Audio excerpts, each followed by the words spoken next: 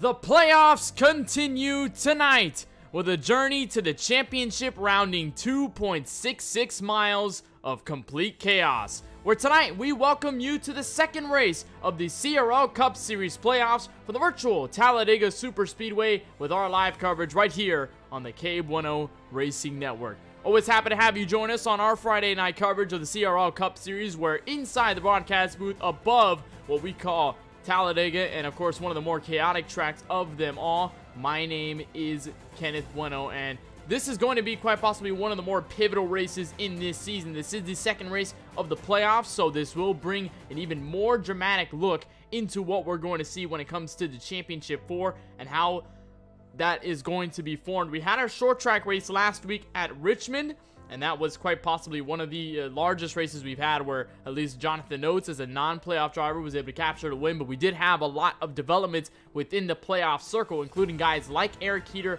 guys like Luke Lafaro, Bryn George, Luke Peters, Matthew Oliveira, a handful of others that were trying to make their statements known. Some got into some trouble, some tried to make a recuperation at that racetrack. But we head to a very large racetrack, a comparison, or at least a contrast rather, to that Richmond Raceway. In Talladega, this is our third race of this playoffs, and we have Martinsville next. So we have two relatively larger tracks, Super Speedway in the middle, and then two short tracks kind of at a sandwich to end this one off. And as we're here at the Talladega Super Speedway, it'll be our time to give you a better reference of where we are in the virtual world as we take a look at our KBRN Track Map with images courtesy of Google Earth. Down at Talladega, Alabama, you'll find this large 2.66 mile stage where anything and everything has occurred, and this very large racetrack, more comparable to what we see at Daytona, sort of similar in shape, a little bit larger than Daytona rather, but has one of the more significant features that makes this one very different. Not only does the chaos usually get ramped up at this track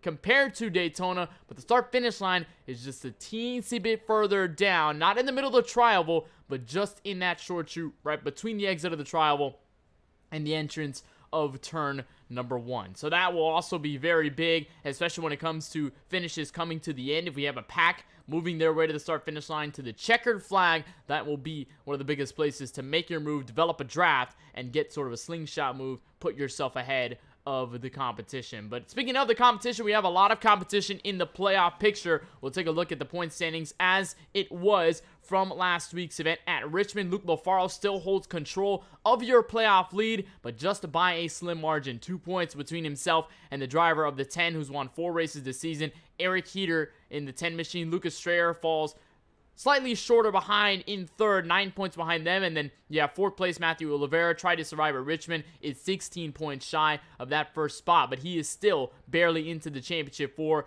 by 1 point to a 3-way tie. All three of them 17 points behind Luke Lafaro, Brady Floyd, Bryn George, Luke Peters, all tied for this 5th spot. And considering the fact that they are all tied and they're 1 point behind Matthew Oliveira, this will make for a rather interesting night of action when it comes down to the playoffs and when we develop this championship 4 and try to continue on next week at the Martinsville Speedway to fully decide them. Jesse Atkinson in 8th, though, the last driver, a couple of points behind, about 6 points behind this 3-way tie for 5th, so he also still stands a chance. And I don't think anyone really has a lockout in terms of who's going to be confirmed and who's going to be pretty much out of this one. Everybody, all 8 drivers still have a chance to be in this championship 4, and it is still relatively close. So it is going to be very wild, very chaotic, and for the drivers, even behind in standings, even for drivers like Jesse Atkinson, who's 6 points shy, they can get a large shakeup here at Talladega,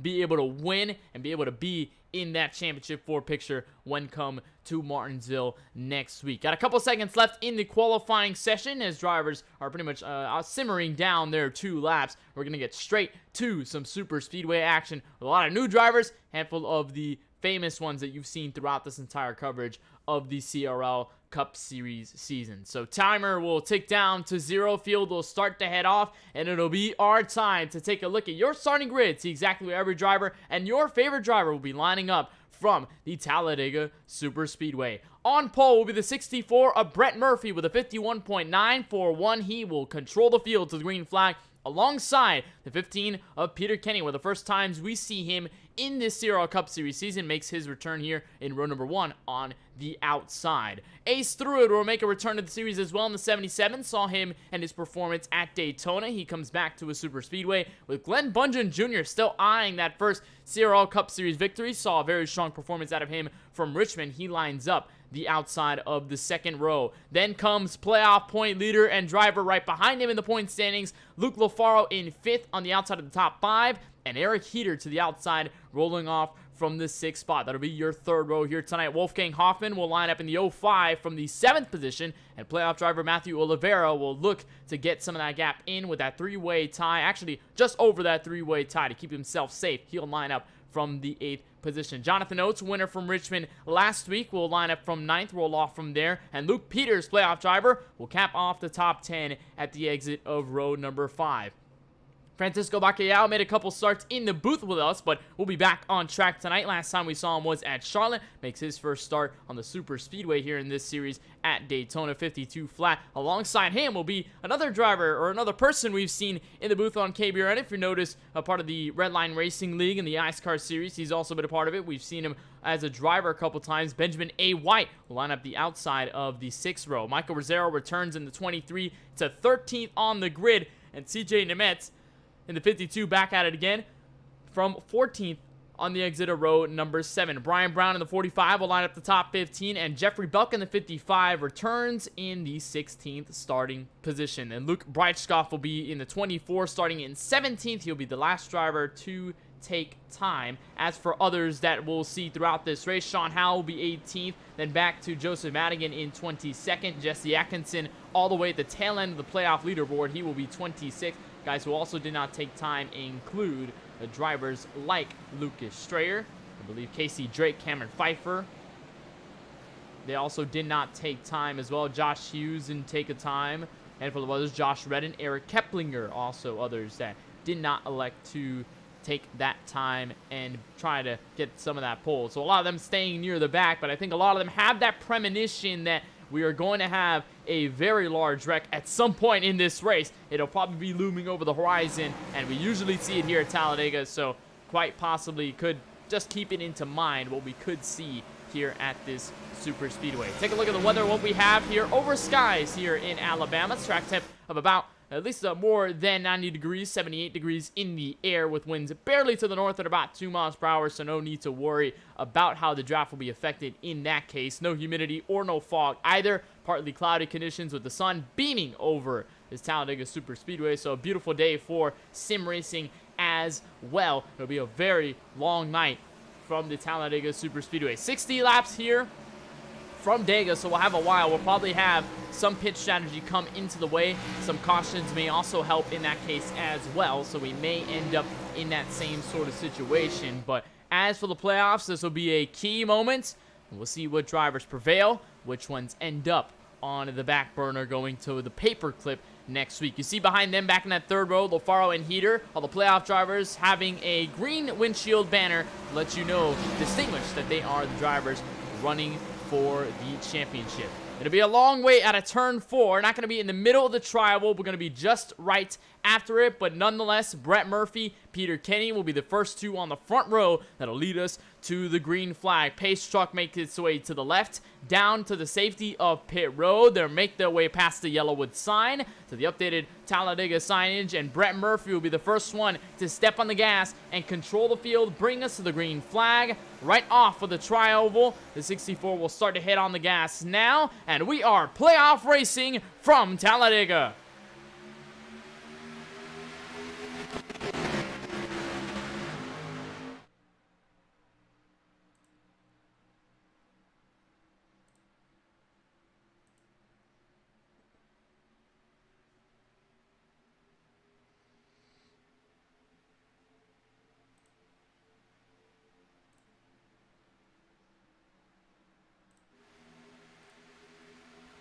Quick start for Brett Murphy, but not as quick as Peter Kenny got to his outside. He's got help from Glenn Bundren up top in that Chevrolet Camaro, so they will maintain door-to-door for that race lead. You see the 95 also going to slip his way up to the outside, make a way to the third lane that'll find themselves at the top of this racetrack. One thing we'll note as we move forward is the way that this package has been shaped here at Talladega. A lot of others can make a faster line at the top of the racetrack instead of all the way to the bottom, and that's something else that you also may need to note. And you see already that 69, or at least the 95 machine, or the 05 rather, Wolfgang Hoffman has already led that train up to the top. The 45 also behind him, LaFaro, Heater, and Luke Peters making a move to the outside all the way to the wall. 3 wide for position.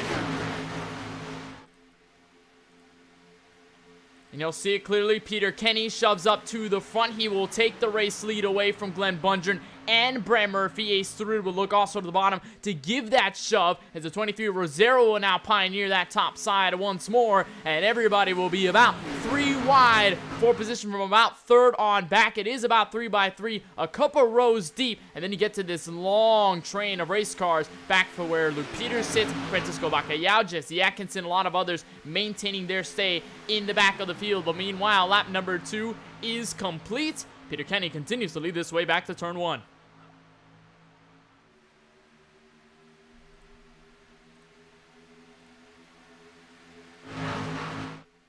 And you got to think of just how crucial the positioning will be in terms of the draft and the way that iRacing made this package here in the Cup cars. You look at Jeffrey Belk lining up. You see the 24 right behind him of Luke Breitschkoff. He makes up the middle here, single file line all the way to the bottom. What you're going to notice here about this Talladega Superspeedway, the way that iRacing handles Superspeedway packages, especially in their recent season update, is the way that you'll see drivers get into packs, maybe separate from others, maybe get into tandems, and also make side draft work. We're going to see that work over the course of tonight, how drivers will manipulate that side draft, be able to make it stick. So we'll see drivers right there. You see Benjamin White trying to get the side draft to Glenn Bundren. They're going to work together on the middle side of the racetrack. Meanwhile, you see the 09 of Malachi Drake started really far back in the field alongside Joseph Madigan, but Madigan gets turned in the front of the field. He'll be spinning around. Couple cars involved, including playoff driver Lucas Strayer, and caution waves on lap number 4. First time tonight we see somebody get into an incident. Francisco Bacalhau with significant damage to the front end, and playoff driver Lucas Strayer gets caught up in the middle and ends up with the toughest damage of them all to bring out our first caution in the opening laps of this race. And a lot of others are probably looking for the big one here at Dega, probably through the middle of the race when everybody was packed in, but as we're running single file just right behind Malachi Drake, Joseph Madigan gets into issues, sends this field into a whole different spiral. We'll take a look into how this started with Madigan. Barely any damage to the driver, that's 76, but nonetheless still damage nonetheless. Still a way to get some time on pit road. You'll see exactly what happened here. This is in a sandwich between Malachi Drake and Michael Rosero, and I think he just drifted up the track just a little bit, trying to give a push. These guys were looking up the wall at this point, giving that push to Malachi, swerves up the track, and then Rosero kind of gives him that small tap. Lucas Strayer goes head on into him, gets collected with, I believe, Jesse Atkinson might have got a piece of that. Francisco Bacalhau got quite possibly one of the worst situations of them all, as you'll see it all the way through the back of this field. Lucas Strayer gets into him at the top.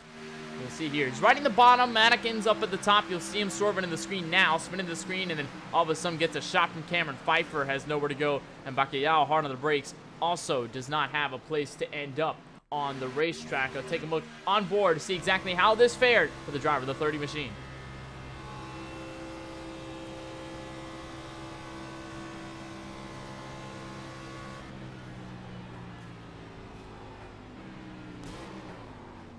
Just trying to slow down, going from about 180, 190 miles per hour all the way to probably about 30 to 40 miles per hour for the 30 machine. Ends up in just a little bit of smoke. Francisco will try to get some of that damage repair. We'll see exactly how that fares for him. But as for everybody else, everybody will pretty much head down pit road. Peter Kenny will be the first ones to lead them down with the leader, Brett Murphy. He'll be the first out. A lot of this is to get some fuel, try to make it to the end of the race. So as for them, they're going to head out first out of everybody else, but guys like Ace Thrud, Jonathan Oates, Luke Breitschkoff, and Casey Drake, top 4, elect to stay out this time by on the first 6 laps of the race, thinking there may be a caution coming out from here on to the rest of the event.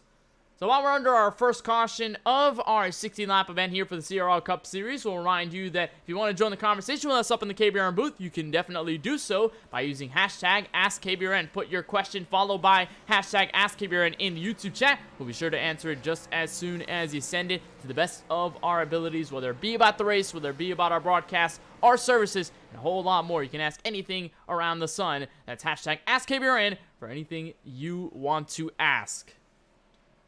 So as Ace threw it, we'll lead everybody under caution. Brett Murphy, Jesse Atkinson, Glenn Bundren get out of pit road behind your first 2 leaders. So after, even though very quick start for Brett Murphy to kick this one off, it was Peter Kenny who got the launch out of all of that. Used that outside to his advantage, and since then took over the race lead. He's not going to have it this time by, but nonetheless, if that means that he can push up from 2nd to the race lead, definitely try and do it from about 5th where he stands on the racetrack right now. So maybe we'll see something out of that 15 so far. It's first start in the CRL Cup Series. If you've watched the KBueno Racing Network for a while, you may have seen that kind Toyota Camry or a Jeff Puff Toyota Camry driven by the 15 of Peter Kenny or 35, whichever number he uses to run Bunch and Lawn Care Series. To note, he also ran that series as well, so he's got a bit of TV time here in the KBueno Racing Network, and good to see him back in the top 5 here tonight. And then you look at drivers up beneath this top 5. You look at Richmond race winner Jonathan Oates, took it away in the final laps, so was able to nab his first checkered flag of 2021 for the season here at Richmond last week on the short track, and he is certainly doing well for himself. This is a strategy to stay out, but nonetheless, that Exalta 73 Camaro that did end up burning it down at Richmond last week, trying to look for a 2-in-a-row effort. Not a playoff driver, but certainly looking for a lot of momentum to end this season out, and to do so here in this series would definitely mean a lot going to the next season, and knowing the playoffs could come into his favor once he steps into that sort of competition. A couple drivers end up on pit road, and that will leave Matthew Oliveira as the first playoff driver running on track, but running in 12th. Fellow playoff driver Jesse Atkinson behind him will line him up. Then Luke Lafaro, and you have to go back to Luke Peters in 17th. Go back to Eric Heater, back to 21st. Lucas Strayer getting that damage. He got a faster pair, so he's back to 24th. I believe Bryn George is the final playoff driver in the entire running order. Still one of the last remaining cars that's on track right now in 27th, Madigan and Hughes. Hughes did not end up to the green flag, and of course Madigan with the spin. He ends up behind the garage. He's not going to end up returning to this race. So we'll be our lights out on the top of the iRacing pace truck. We'll have Ace Stewart and Jonathan Oates, Ford Mustang Chevrolet Camaro, to lead us back to the green flag. We'll have 2 non-playoff drivers looking for some sort of prominence here in this series, in this race. They're trying to make things work. And Ace Stewart, we saw him in his Blue Emu car, not necessarily in that manufacturer. He was running a Chevrolet, I believe, when we went to Daytona to start this season. So Stewart has been a veteran in these races, has been a part of these super speedway races, and joins back. And we'll see exactly how things will fare from the race lead. And fresh tires certainly aren't the biggest benefactor if you're a driver in super speedways, because they don't necessarily matter. You don't have to slow the car down. The grip isn't necessarily as prioritized as, let's say, fuel to make it to the end. That's going to be very big. And of course, temperatures within the race car, you have to mind that when you're in the middle of a large pack in the draft. So that's also going to be big if you're going to want to keep yourself on the racetrack, put yourself in a position to win the race. We'll have a restart on lap number 8 of 60. It'll be Ace Stewart, Jonathan Oates, your first 2, followed by Luke Breitscoff, Casey Drake, your top 4. Did not pit on the last yellow. Then it'll be followed by Peter Kenny, Brett Murphy to the top 6. And then you'll look at CJ Nemetz all the way at the end of the outside. Everybody else pitted way after. So long line of cars to the inside of the racetrack. Pace truck already off. Ace Stewart on the gas. We're back underway from Talladega.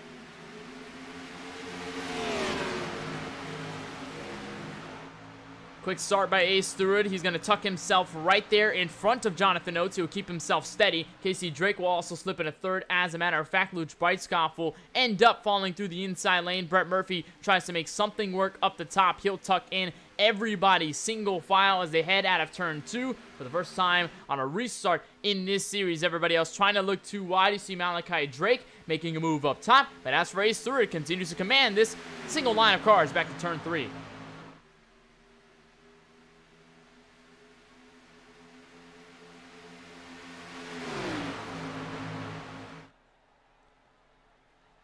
So they'll keep themselves straight, maintaining the race lead. As for now, Brett Murphy trying to make something work at that higher line, trying to use a side draft on Bryce Goff to make things work, but does not have the help. CJ Nemetz and Cameron Pfeiffer are the only ones looking up top, but they'll be the next ones to try and give a bumper to that Ford Mustang. They'll be the next ones in line, but take a look all the way back. You'll see the 09 of Malachi Drake once again leading a charge all the way to the top of the racetrack. That's Michael Rozzero, Luke LaFaro, Luke Peters all the way to the top of the racetrack. They're making a single file line, trying to charge up to the front.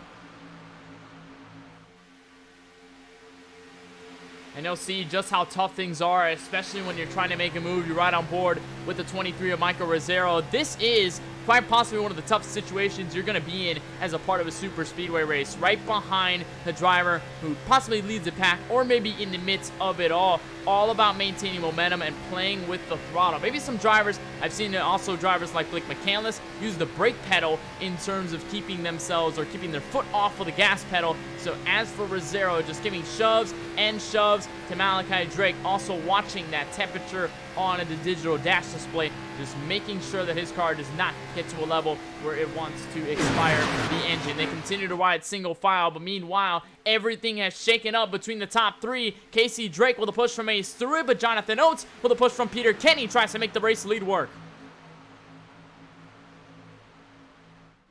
Now Oates will push ahead to turn 3. He'll get the shove, and now the distance will be separated by about a car length or so. Jeffrey Belt, Cameron Pfeiffer, Glenn Bundren, and believe that is playoff driver Matthew Oliveira in the Coca-Cola Chevrolet Camaro, making things, sticking to the back of this inside line. They maintain themselves dominant. As of lap number 10, they're already 3 wide as Bryce Scott makes a move up top. And you'll watch some of the dynamicness that comes with the super speedway, and you're already looking to the rearview mirror if you're guys like Oliveira or Breitschott, because this outside line is moving. They're starting to make this work, and being possibly the fastest car around the racetrack, the fastest cars around the racetrack, and they continue to ride this way all up in the wall. And if you watched last night's broadcast of the eNASCAR Road to Pro iRacing qualifying series, here they use the trucks, but nonetheless the setups allowed for the drivers all the way at the top to make things stick and be quite possibly the fastest cars on the racetrack. That's going to be very tough between the drivers up top. Jeffrey Belk though pucks his nose underneath Jonathan Oates, and they make a two-way battle for the race lead.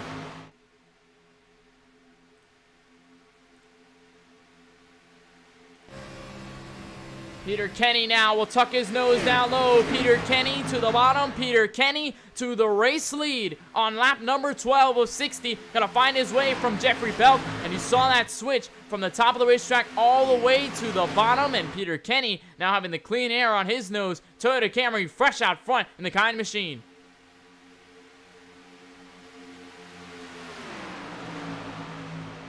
And if you've been watching those guys up top and everybody here in the middle, Brett Murphy's still trying to keep things steady around where he sits, CJ Nemetz, but he may have to look up top, probably possibly given the block. Nemetz will predict it first. Brett Murphy will make no action. They will stay together. Casey Drake with a switch all the way to the top of the racetrack. He'll try it as well, and that third line slowly but surely making their way up to position. And as right now, I guess what they call the Dale line at the top of the racetrack is certainly working. Casey Drake now up to the 7th spot.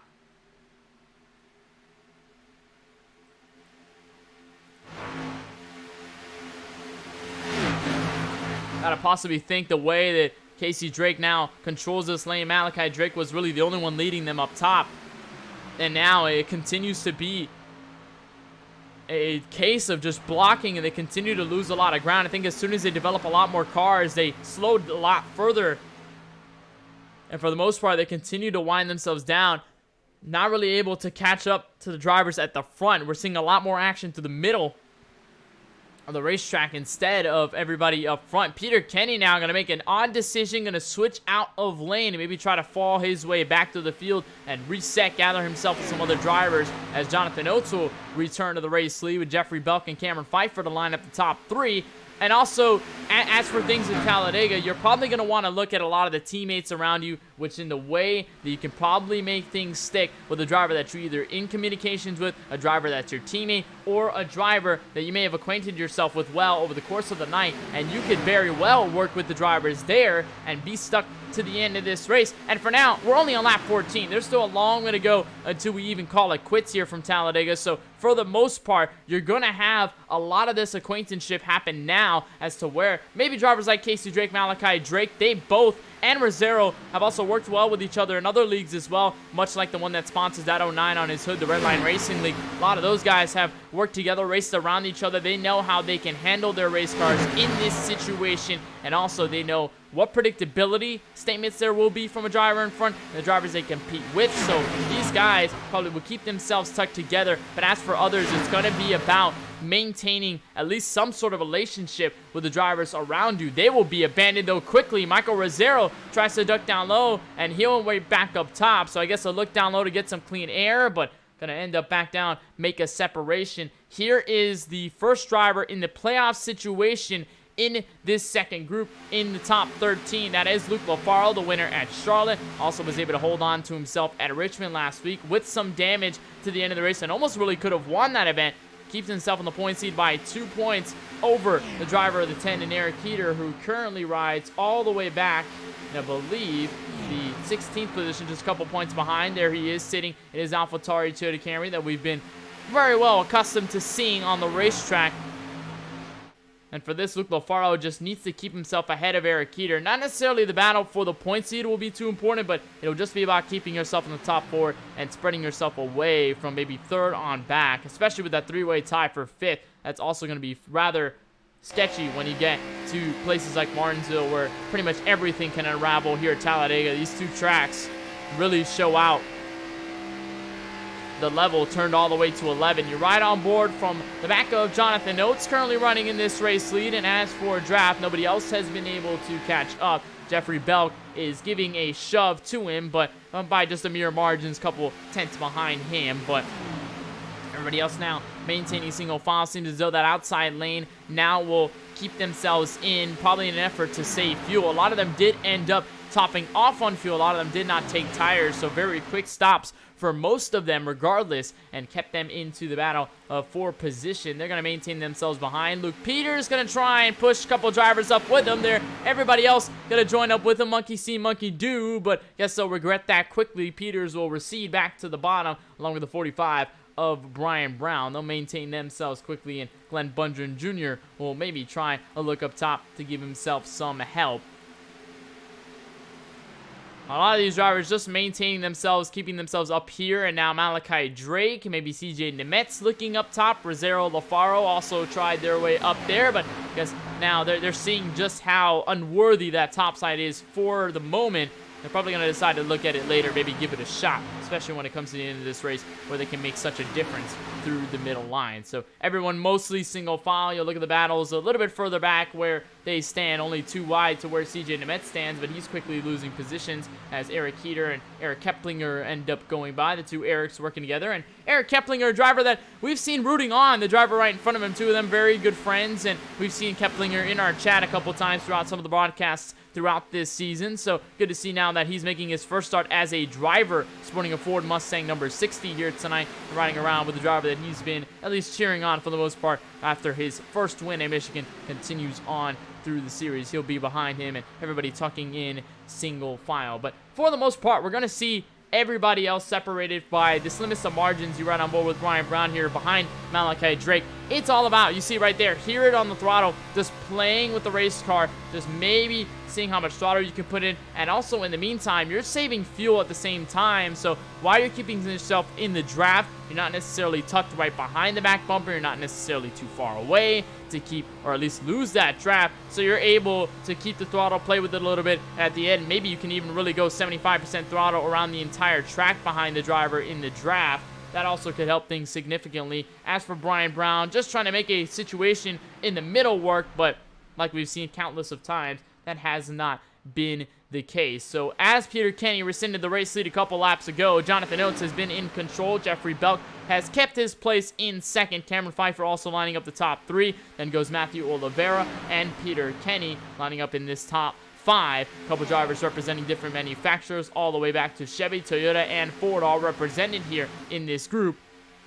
And Matthew Oliveira has had a wild turn of events happen to him throughout this playoff segment. Richmond wasn't necessarily too kind to him, got a bit of damage in an accident, and then at Charlotte went tumbling over the racetrack a couple of times. It has not necessarily been the best sort of situation to be in the playoffs if you're Matthew Oliveira, but anytime that the points are close and you go to a track that can really be chaotic in every sense of the way, Talladega definitely comes to mind. And as for one, that if you're a driver behind the wall, you have more, at least less to lose, and you can definitely make a lot more risks, make some challenges, and of course get to the points lead, keep yourself in title contention. That's what's going to be the biggest key for a lot of those drivers. And for others, you may want to be concerned, like if you're drivers like Luke Lafaro or Luke Peters, maybe even that Teneberi heater, you're probably going to be a little bit concerned to the fact that you have to really race at a track like Talladega, and then even next week you don't get a break from it either because you go to Martinsville, where also things tend to get very chaotic in close quarters. So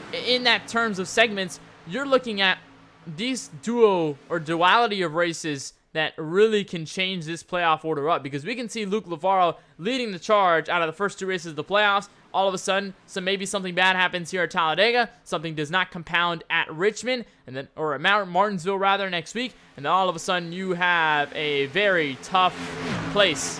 If you're guys like Luke Lafaro, you can end up really out of championship contention in just a matter of moments. So as now you're watching Lafaro, Rosero, and Brian Brown lead a field of cars, followed by Luke Peters, Casey Drake, and a handful of others up to the top of the track. They're going to also make that move, but for Brian Brown, got very loose, got tagged around by Michael Rosero, was able to wish that race car around and keep it straight. They're 3 wide for position to the bottom of the track, but that could have been disastrous for the driver of the 45 as they head out of turn 4.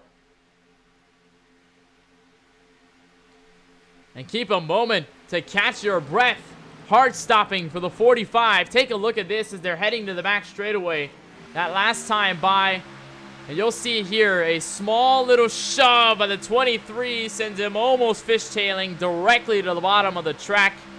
And he's able to keep it straight. Rosero keeps awareness to slow the car down. Both of them able to keep themselves collected, and they end up still at a nice place on the leaderboard. You'll take a look back as everybody now lines up the front. Oates still leading this charge. Rosero and through it now up to the top of the track as we continue to head over, and we're already pretty much on our way to the halfway mark of this race. So you gotta think now, at what point drivers could possibly go down pit road. The answer will be quite possibly right now. Everybody down. Jonathan Oates, the 24, swishing around. He'll be all right. Casey Drake a little bit touching the grass, but we will have most of our leaders now go down pit road. It's the first time we see our strategy come in, and I was about to mention it, but most of the time when I do mention strategy, a caution comes out right as I say it. So at least strategy caught me off guard here at the midway portion of this race, and this should possibly be enough to get to lap number 60. I think for most of the guys that did stay out, they're probably looking to stay a couple laps out even further, maybe 3 to 4 or 5 laps before they may decide. Probably slice it halfway specifically, or maybe even a longer stretch if they can do it.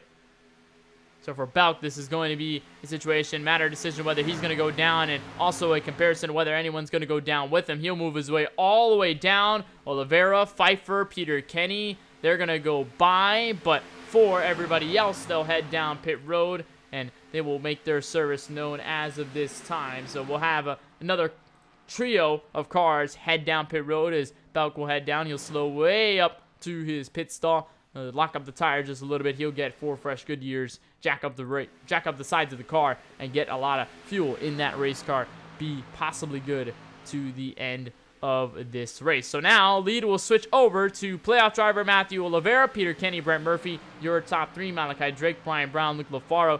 3 of those drivers tried to pioneer the top, and now they're riding the bottom here with the rest of this field trying to get here. And one thing to know also, when you go to pit road, is now, as soon as I say that, caution flies in the midst of pit strategy. There was Jonathan Oates about to go 1 lap down. He gets saved by the bell. But as for drivers behind, there seems to have been an incident around the racetrack. We'll try to see exactly who that might have been that got around. As Madigan now back on the racetrack. We'll try to see where this caution was thrown here, as everybody else now comes to a stop, and it might have been Francisco Bacalhau that got into trouble. We'll try and see exactly where this began for him. Exactly where this started for the driver of the 30 machine. Oh, and this is a situation on the backstretch. This is the tail end of everybody on the lead lap. Take a look at this as the 30 of Bacalhau and the 37 of Bundren. I think they might have gotten collected together here on the back straightaway. They're pretty much swerving all around the racetrack, and I'm not sure whether Francisco was trying to make something stick. I believe here might have been a tag. There it was right there, then went straight into the 05 of Wolfgang Hoffman. He goes for a ride. I believe almost just about saved it to the inside of the racetrack, and luckily did not get a hard piece of that wall. Actually slapped the wall there, pancake to the left side, but he ends up back straight. And as for Bacalhau and Glenn Bundren, then he gets turned by Bundren in the case as he's trying to get back up to the racetrack, merge safely back to turn 3. And there's Bundren going to give the tap, send them straight around. And this is exactly why the caution was thrown.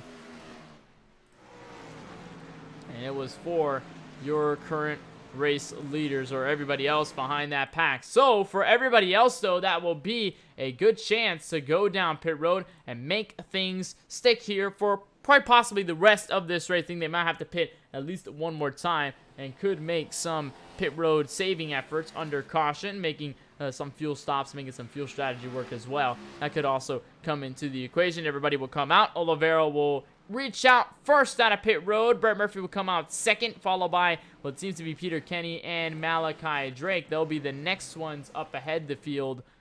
They'll be the next ones to watch for, as CJ Nemetz, I believe, will be the next driver to lead this race. They will end up staying out. Cameron Pfeiffer aced through it. They pitted about 3 laps ago. As for Josh Redden, he's the only driver, I believe, in the top 5 that isn't CJ Nemetz, that pitted about 22 laps ago. So for him, it's going to be about staying in and maybe hoping that things could go different, stretching out the strategy, maybe looking for another caution, or possibly pitting within the next lap or so. That could also come to equation as well. So out of pit road, Brett Murphy will be the first one out with Matthew Oliveira. Those two will be in the first 2 spots out of pit road. Jonathan Oates, Luke Breitskopf, they did not go a lap down, and they end up actually getting position over Matthew Oliveira, Brett Murphy, and a handful of others, with about maybe 3 to 4 laps on fuel as a difference between those two. And now we lay under caution for the second time here at lap number 27. So we're under our second caution, ready for our next restart in a handful of laps time, but we'll take a break and we'll come right back with more action here on the KBueno Racing Network, and you won't miss a thing. You are watching the CRL Cup Series playoffs live from the Talladega Superspeedway.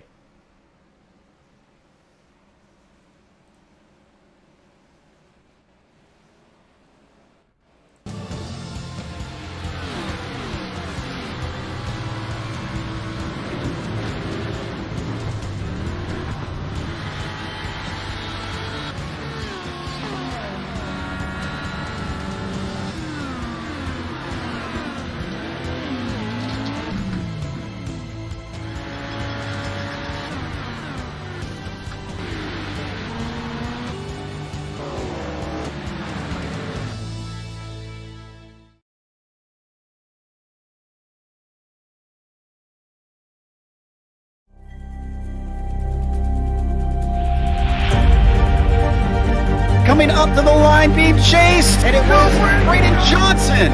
Unbelievable finish. It was 1/1000th of a second between them. Green flag in the air. We are racing in the 2020 24 Hours of Daytona. They go door to door for the feature race lead here on the last lap of the race. Side for the race lead in the final corner at Homestead. Down the back straightaway, 3 wide again for the race lead. This is unbelievable stuff here tonight. Paloma is going to have to be very deep on the brakes, and he is very deep on the brakes. It's side by side through the corner. This is for the win. It'll be side by side. Davies low, Ottinger high. To the very inside is Garrett low. 4 wide at the stripe.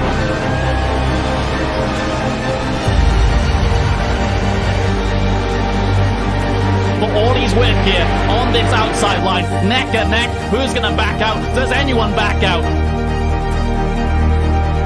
Verstappen starts to squeeze on the inside, and now he'll try and straight line it. Goes under the apron, drag race to the line. It's so close to call.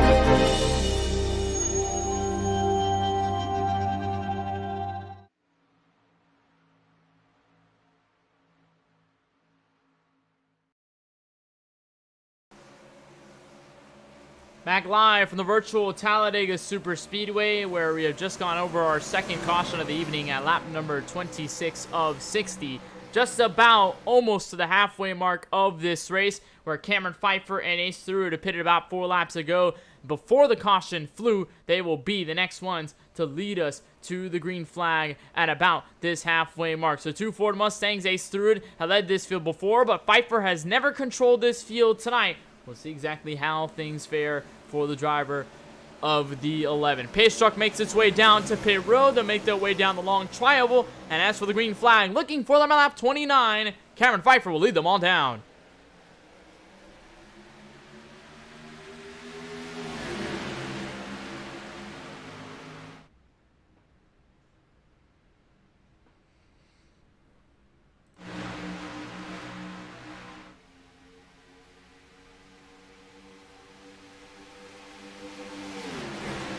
Out of turn 2, Cameron Pfeiffer maintains control of the lead. Brady Floyd ends up in 3rd on the outside of it. He'll be in the inside just right behind Brett Murphy. As a matter of fact, Ace Stewart has picked up a couple cars to help his case. Luke Peters, the 38 machine as well behind him. I believe that's Sean Howell in that 38 for Taco Bell Ford Mustang. He's also going to slip in as well. Bryn George, then followed by the 76 of Madigan, returning to action after his spin early to start this race. They are 2 by 2, almost all the way down deep as they head back to the tri-oval.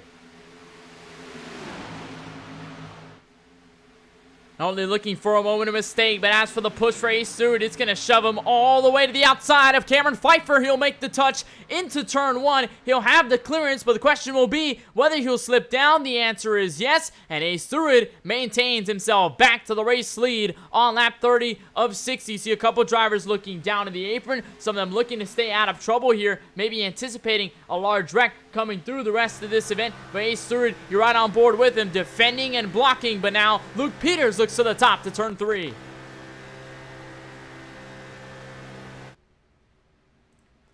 But it has not been easy for anyone to contain this lead, especially when they're 2 by 2 in this manner. Surprised that no one has looked all the way up to the wall. Much like Malachi and Michael Rosero, I think they may make an effort to try and save fuel in the long run and make it all the way to the end. But Luke Peters, with that shove from the 38 of Sean Howell, he'll make his statement made here into turn 1. Almost going to make contact with Cameron Pfeiffer. Maybe trying to look all the way to the bottom, but did not have enough space to complete this space, at least in terms of the pass, but he'll be there out of turn 2 with a shove again from Howell. Benjamin White can also make a charge for himself up the top of the racetrack, and you'll see it there. Glenn Bundren also going to pioneer as well, so maybe make no mistake, that third line maybe start to form up as they head back to turn 3, still double file.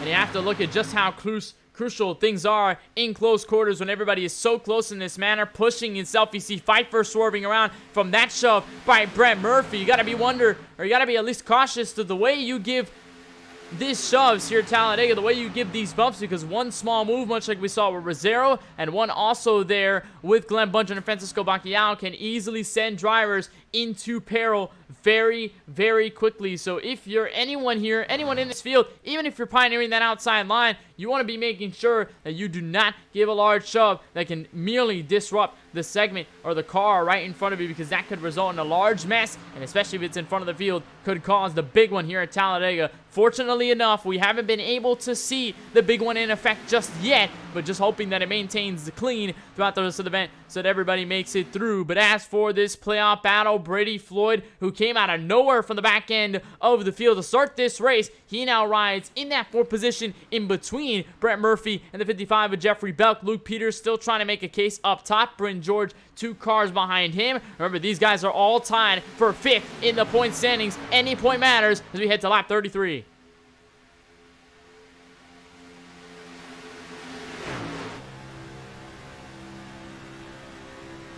Here's Joseph Madigan, started all the way in 22nd, made a quick spin, but he's back to 11th and into the top 10, I believe, for once again the first time in this race. So he did get his fast repair. He did go behind the wall for a segment, came all the way back on the track, and now he is in prime position to maybe make a charge. You see Rosero up ahead in that running order. Eric Heater, Luke Peters, this guy still trying to make some of that middle groove work, but it hasn't necessarily been too effective for them. They've been able to maintain this 2-wide action from about 4th on back for a while, just keeping themselves steady and maybe hoping for the right moment, maybe that another driver also joins up with them. And for one, we usually don't see this kind of pack racing, or we usually do see this kind of pack racing even before the update was mandated, but even before the update, a lot of the cars were more tightly packed, and you saw more drivers in larger groups. You could easily make it 3 wide. You could easily get large runs on the outside.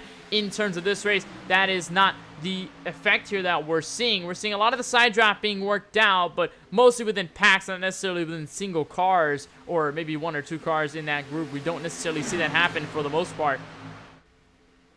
And that has kind of been the dictator as to whether you can really make passes at Talladega. And for Luke Peters, that's really been the struggle. He's kind of been stuck in this dirty air situation, keeping sidetracked with Jeffrey Belk, maybe catching up to Brady Floyd, but not enough really to make a pass stick completed.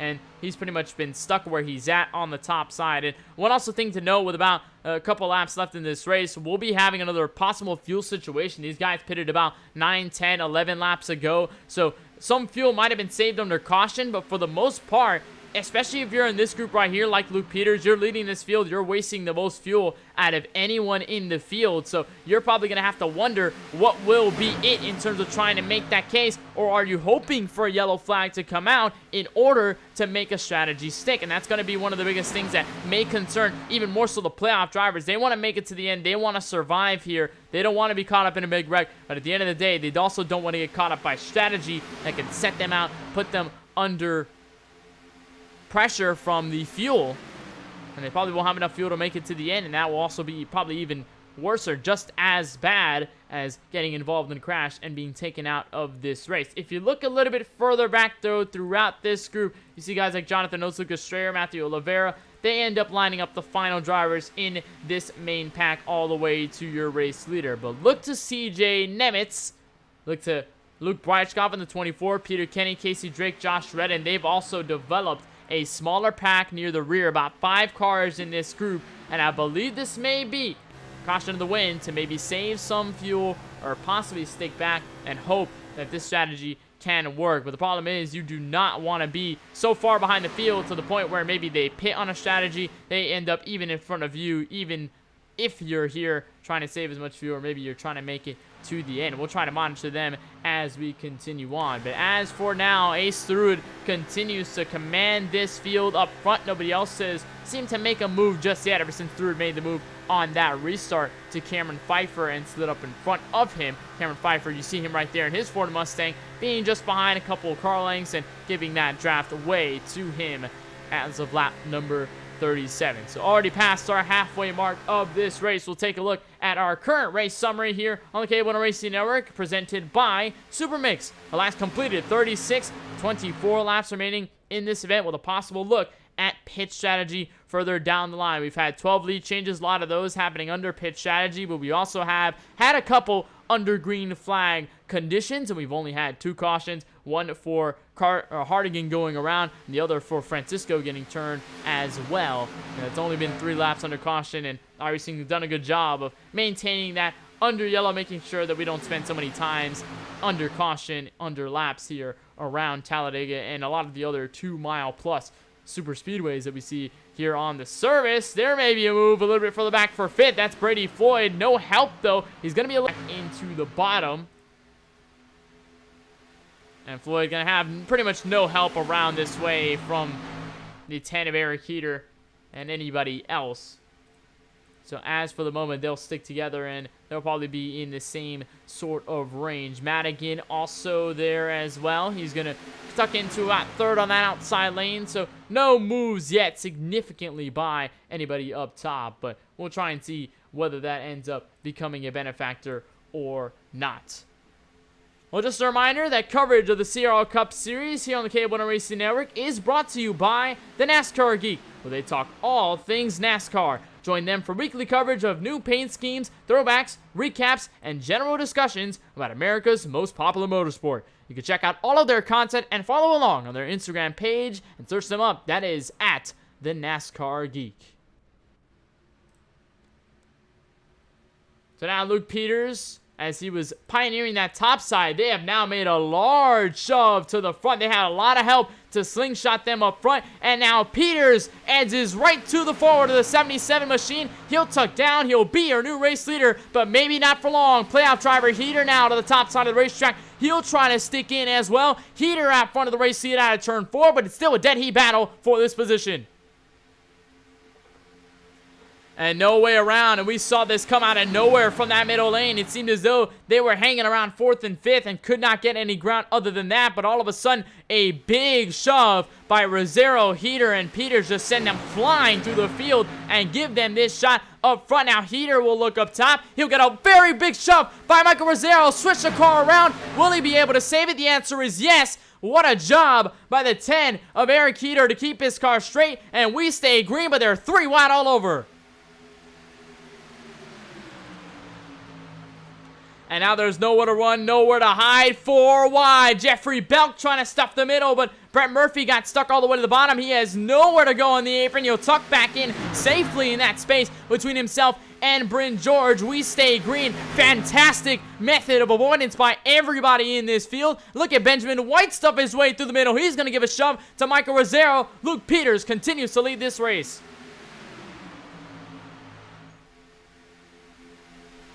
And no give and take now. Murphy back down to the apron. He'll keep himself tucked back safely. Brian Brown going to switch back to the bottom. Malachi Drake also stuffing it at about 7th on the inside lane as Rosero tries to each back to the front. And now here comes Ace through it, a big shove. Big switch up. Big block by the 16. Will keep him out front with about 18 laps to go.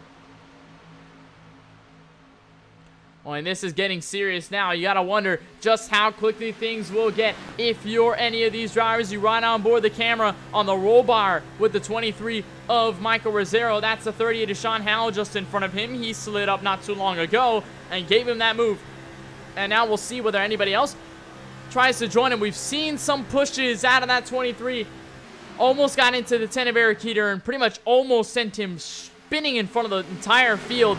Well, luckily enough, they kept it straight, but for Rosero, it's not been easy giving those pushes to drivers in front. Now Ace through it, looks up top. He'll have some hope to give. Luke Peters going to still defend nonetheless, and they will still end up in the same spot they are in. You see through it now, looking up top, and you got to wonder how long is he going to flirt with this top side before Howell gets a big run, and through it ends up there anyway. You see him already looking in, just making sure he keeps the dirty air between himself and that 38 machine. Make sure he doesn't lose any positions in the long run. And he ends up now still behind your race leader, Luke Peters. And that is a playoff driver nonetheless. And he leads your playoff standings. Brady Floyd ends up in the same spot. Now look at the push from Rosero. Going to shove Howell out of the way. And he will be straight to the middle, to the outside of Ace through it. He'll make it to second as they head back to turn 1. And keep in mind, this playoff battle is going to get even more intense because guys like Brady Floyd, Eric Heater, Luke Lafaro are now mixed into this group because they have a chance now to possibly get up to the front, give themselves a shot at this race win. Up front, though, Peters and Rosero now go head-to-head in a duel to turn 3. Benjamin A. White giving a large shove out of that corner. The 2 Ford Mustangs going to work together. Michael Rosero takes lead at lap number 44. And it is so crucial here to block both lanes, but one driver around, that's Cameron Pfeiffer in the rear of the field. Couple other cars involved. I believe the 05 got collected as well, but Pfeiffer goes spinning and the caution flag waves, and this will be the saving grace for everybody concerned about fuel everybody will be on this same strategy, and we will definitely have a battle all the way. The final 15, maybe 13 laps of this race as Cameron Pfeiffer went around and he got tagged along the way, I believe. Saw some other drivers involved in here as well. Saw one car go spinning down to the bottom, and I believe that might have been the 05 machine. See Malachi Drake with a little bit of damage. Maybe the 69 of Joseph Madigan. You see him all the way to the bottom. One driver who did pit was Jeffrey Belk. He did not go a lap down. I believe he pitted at around the same time these guys went under yellow. So for Jeffrey Belk, this could be a switch all the way to the front of this pack. He would have possibly win this race, or maybe keep control of it. We'll try to take a replay, see exactly what happened to the driver of the 11. Not so much damage there to him. I believe he still has that fast spur given left, but at least in terms of this segment, it's probably not going to be as good for him nonetheless, but he'll try and see exactly what happens here as they head out of turn 4. So this is the look. It was a door-to-door hit there up front between Ace Cerruta and Eric Heater, but it was really Blaney Floyd who gave this shove around and sent that 11 spinning around. That 05 got tagged in, so that was what I was mentioning there. The 05 got into it as well. So you're seeing it about here, this push from Brady Floyd. You see it around here, that tag from the 77. Here's that small but significant push. The 20 then also sends him further around. The 05 also gets collected. And then you see him careening down the track. Jesse Atkinson almost gets a piece of it, but luckily for him, he's able to maintain himself straight for the most part. We'll go on board with another driver here in the midst of this pack. That's Glenn Bundren here. Watch his view as he heads out of turn 4 and this wreck right in front of him.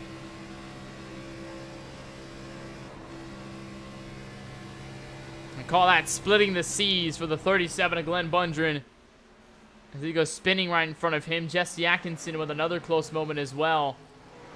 But as for all of them, it is quite possibly one of the biggest things we'll see, at least to keep himself alive for the rest of this race. Meanwhile, everybody has made their way down pit road, and guess who wins it off? Benjamin A. White. I don't think he'd take tires here on that last restart, and he will in turn take the race lead away. Brady Floyd with another significant push. Jonathan Oates also heads to third in this exchange. Michael Rosero behind him to fourth. Eric Heater lining up the top 5 out of pit road. This is the look out of pit road here as you see White with an 11-second stop, but the placement led him to the front as of where he was in the midst of the pack and ends up there. And guys like Luke Peters, who pretty much was leading this pack at one point, fell all the way back to 6th, so he may have a harder time going up to the field as everybody else. So we'll be under caution once again. This is our third caution of the evening due to incident. Of course, no stages given out in this series, so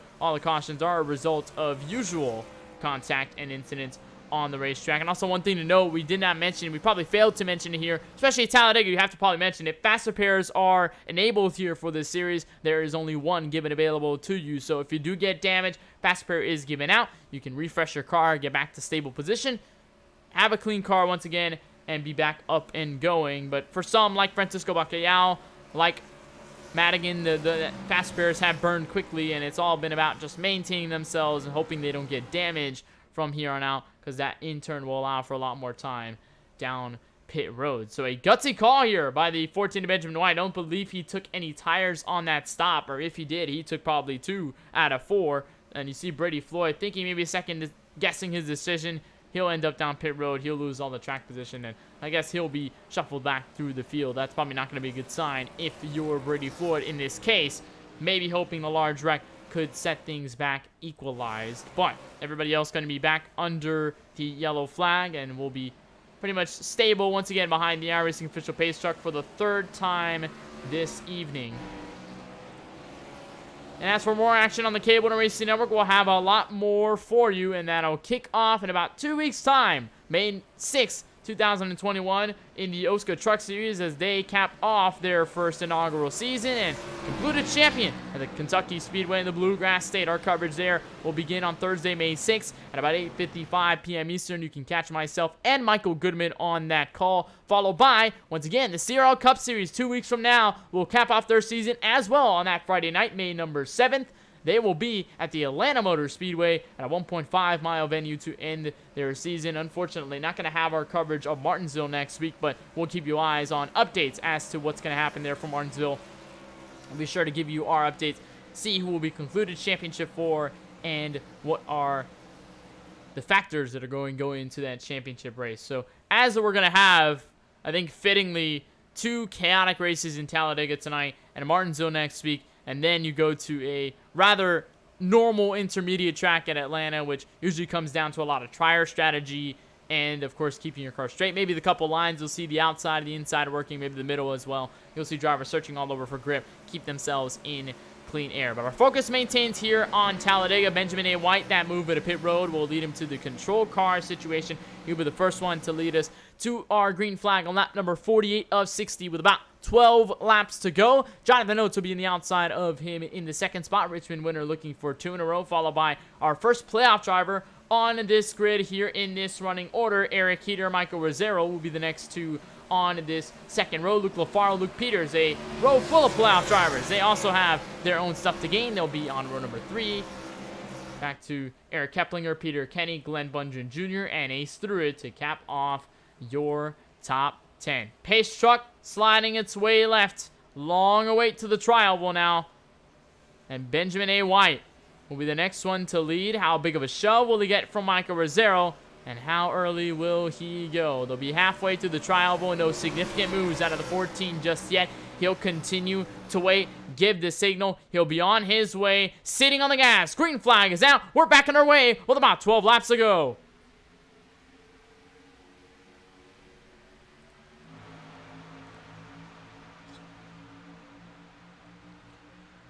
Benjamin with a huge start at a turn 1. He'll have the push. Jonathan Oates from the outside of row 1 will clear himself for second. Eric Heater, though, trying to form up a second line up top to Michael Rosero. He's pushing him back. And now the tandem of cars up front will lead them out. But the question is, how long will it take for everybody else to start gearing in? You're right on board with Jonathan Oates. Look at the move by Michael Rosero. He'll look up top. Maybe going to flirt up there. He'll block all the way to the bottom racetrack. Rosero switches back down. Rosero to second with a chance to head for the race lead.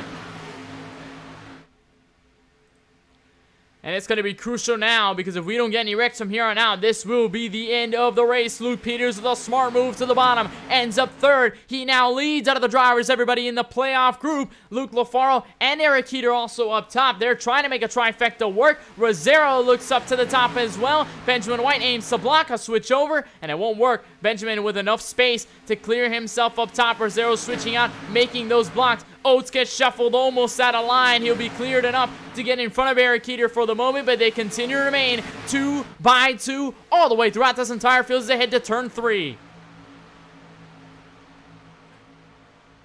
And no look now if you're anybody behind Benjamin A. White. We've seen how aggressive Michael Rosero can get. We've seen him pioneer the top line to the wall, and it may be another case of doing that maybe once more, or just trying to help out with Jonathan Oates maybe getting up there and giving himself a shot. Look at Glenn Bundren at about 4th on that outside lane. He also has a chance to get in here as well. Peter Kenny, we saw him at the front of the field to start this race, fell all the way back at a second group to the midsection of this event, and now has returned to the front with about 11 laps to go. So if anything comes to show, these guys still definitely have a shot to get back in this race, and they are head to toe for the race lead. There goes Jonathan Oates out in front. A big shove by Eric Heater. And enough to clear maybe the top 2. Heater gets very close, shuts the door on the 14, and Oates goes straight to the race lead as they head out of turn 4 with coming to 10 laps to go.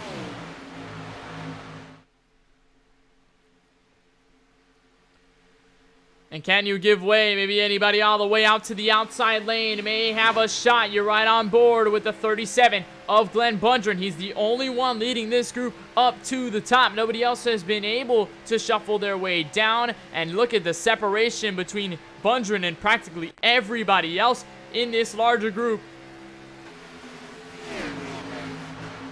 And it could be a matter of just how long it could take before they end up coming back and ending up back in this fight. Now Bundren gets that draft. Luke Peters going to pioneer up top. Not going to do it for long. White going to be stuck all the way up there. Benjamin is going to have help from Glenn Bundren in the meantime. But other than that, nobody else going to give way to shove. Eric Keplinger now going to join a trifecta. LaFaro a little bit further back. They're almost about 4 wide. Look at Matthew Oliveira stuck in all the way to the back of this field. Well, he's had a ride. They continue to get by. And in the midst of this field, Eric Heater now to second. And Jonathan Oates leading with about 9 laps to go from Talladega as they head to turn 1 once again.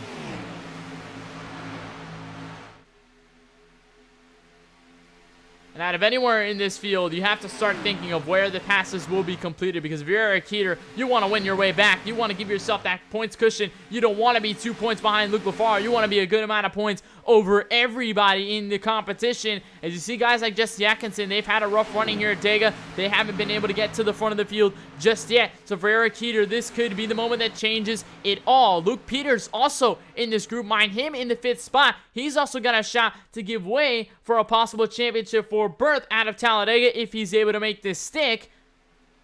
And in front of pretty much everybody else in championship contention, it will be monumental for the driver of the 16, but they head to about 8 laps to go from the Talladega Superspeedway. The 73 of Jonathan Oates continuing to lead this event by just a slim margin over Eric Heater. Heater, Rosero, Kenny, or Peters have yet to make a move out of any corner here, and that second line has pretty much stalled out for the most part. They've not been able to catch back up to the front and make a move stick, so now the question begs, how long will it take for Heater to make a move here?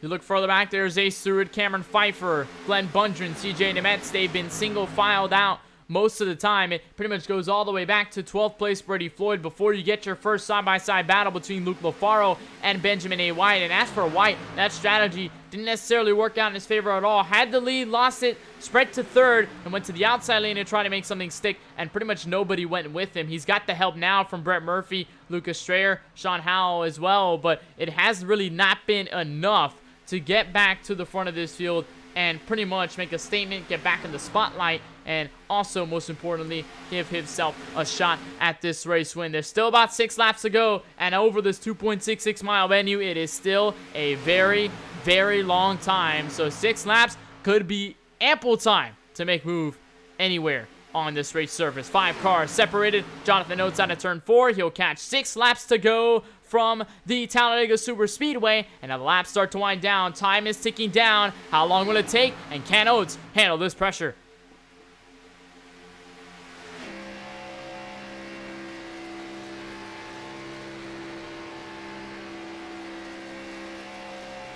I know it's the winner at Richmond last week and had a similar situation in the final laps of that event. Took the lead over on fresher tires on the outside, made a power move, and ever since then controlled the race, picked up his first win of the season, and now has a shot to go 2 in a row. But he has to defend against these guys behind him even to have a shot at it.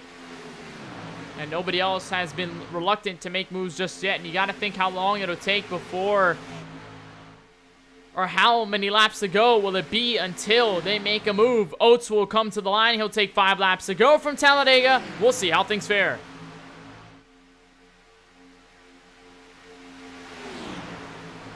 And it's been composed up at the front. Nobody else has looked up top. Nobody really has flirted with the top. As a matter of fact, it seems as though as much as we've seen it throughout the entire race, nobody else has been really willing to go up there just yet. That second line pretty much fizzled out. It's now scrambled between Brett Murphy, Cameron Pfeiffer, and a lot of other drivers near the rear. You see Jeffrey Belk and Madigan try to make something happen up top, just those two, but they probably won't have enough success. They need a lot more cars in order to catch up to the front, and you also need a bit of time to come into your constraint if you also want to make things work.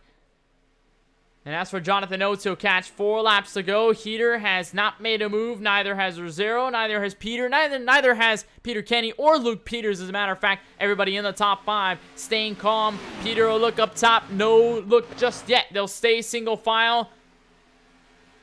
And Heater may have a shove here from Rosero out of turn 2 to make things happen. No move just yet. They'll stay forward. And again, we may have a wait to 2 laps to go for anything to really stick.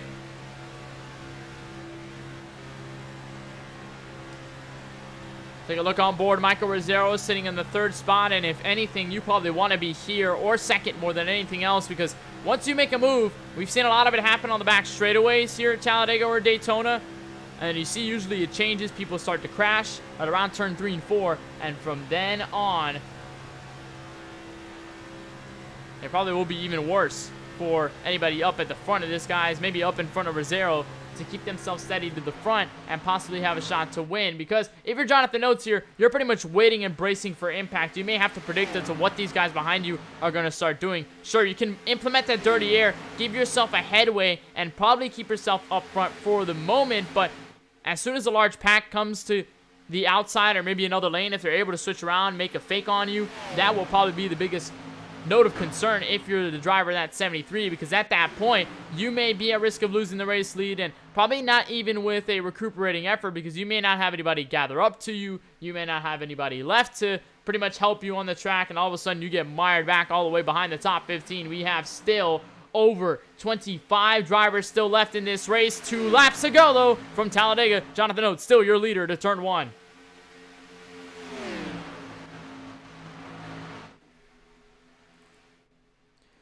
Here's a group up further back. That's Jesse Atkinson, playoff driver, also with Matthew Oliveira. If things come to the end here, just like they are, single file, that will not be good at all for them. But one driver goes spinning. That's a 77 of Ace through it. Got tagged around. Field spinning to the back straight away. Caution flag with 2 laps to go.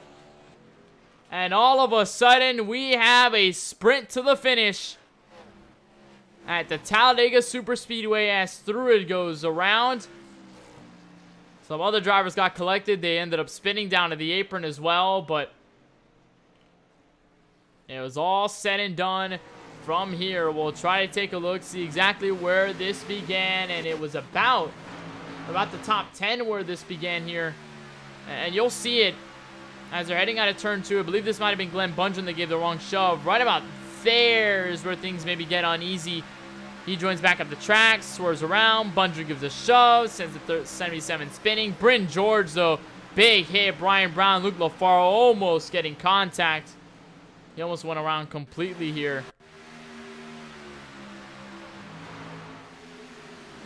You'll see it once more. It was a push from the 37 of Glenn Bungeon when swerving on the track. Tries to save the car. Bryn George, though, head on into the right side of his vehicle. That's not going to be good news for another playoff driver. That does put, though, Jesse Atkinson and Matthew Oliveira back in this fight. And they're able to make things happen here in the final laps of this race if push comes to shove. But now we lay under the caution flag once again. And for most of them, nobody decides to go down pit road. I think now they've gone way too long. They're good on fuel, so there's no concerns there.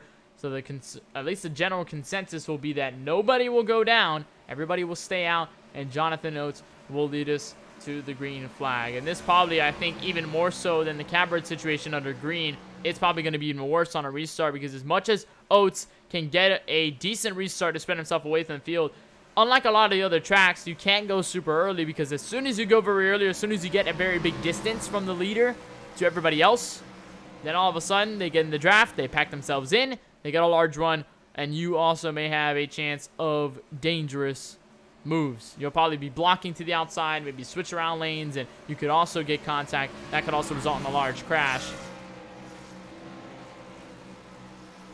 You do not want to do that if you're Jonathan Oates. He's not a playoff driver, but still running for those wins.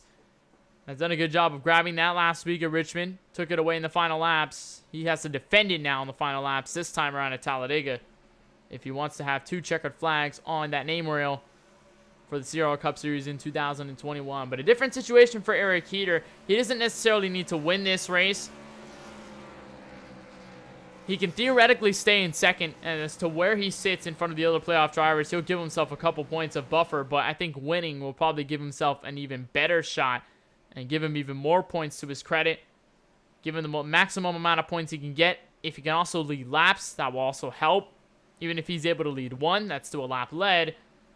And for Heater, it could be about taking away the points lead, staying in comfortable placement to Martinsville next week, or next Wednesday night, and then now sail to Atlanta and then focus on championship glory. So that's where Eric Heater stands. And as for other playoff drivers, if you're Luke Peters, this is also a good place to stay. You're tied pretty much for 5th in the point standings with Bryn George and Brady Floyd. And as for Brady Floyd and Bryn George, Floyd is just a couple positions behind Luke Peters. And as for Bryn George, he got that damage from the recent wreck. He's now piled back in 24th. So this makes it even more difficult for guys like Bryn George to get that tiebreaker and get around. Luke Peters will be the beneficiary of it all, even if he stays in the 5th spot, and even if it's only 3 positions ahead of Brady Floyd. So playoffs now are coming to a close. There'll be only 1 race left at Martinsville next week, but nonetheless, Talladega is a pivotal race in this series. I think we'll leave a couple of drivers to go down pit road, and that was pretty much everybody from the tail end on 22nd. That is Brian Brown. You see Francisco Bacallao with heavy damage. He's going to go down pit road as well. Bryn George with a faster pair to his ability. Jeffrey Belk, Wolfgang Hoffman, they've been mired back this field. They are going to be stuck back here as well. And we will double things up, have ourselves a restart on lap 63 of 64 with about 2 laps to go. And an interesting call here by Jonathan Oates. We haven't seen anybody look up to the top for a restart, but Jonathan Oates will be the first one to do so tonight. And this could be quite possibly one of the riskiest strategies, because if you look to the inside of row 2, you'll find the Advanced Auto Parts number 23 Ford Mustang of Michael Rosero. And if you've seen anything out of Rosero tonight, you know he's been quite possibly one of the more aggressive pushers and one of the best timers in terms of making timing work on restarts, giving shoves. He's had a couple mistakes, almost caused a couple of cautions, but nonetheless, he has been very aggressive to push. And if he can give that shove to a driver that he's been working with mostly all night long in Eric Heater, there may be a mistake here choosing the outside for Jonathan Oates. He will still have help nonetheless. He has the experience of Peter Kenny and Glenn Bunger to help alongside. So if they're able to give a shove, and if Jonathan Oates is able to slightly keep himself stable up front, it will also be helpful. He can also clear himself for the race lead, and it won't be too terrible. Maybe even for Peter Kenny, a possible chance at grabbing positions away, because if he's able to time this restart well with Jonathan Oates, he could possibly clear himself for second and also give himself a shot to win this race at the end of it all. But there's only going to be 2 laps left to decide it. No more waiting. No more waiting for fate to take control. The destiny begins now. Jonathan Oates, Eric Heater, your first row. Peter Kenny, Michael Rosero, your 2nd to 4th. Luke Peters and Glenn Bundren to your top 6. CJ Nemetz, Brady Floyd, Josh Redden, and Ace Theroux to cap off your top 10 from Talladega. We may not see the top 10 for any time after. Pace car down to pit road. Pace truck rather back to pit road. Down the stretch of the long tri-oval, Jonathan Oates will go alongside Eric Heater. The 2 will lead us back to the green flag with 2 laps to go. Do we go to green-white checkered territory, or do we finish the race here? We'll find out from Talladega as we're back under green.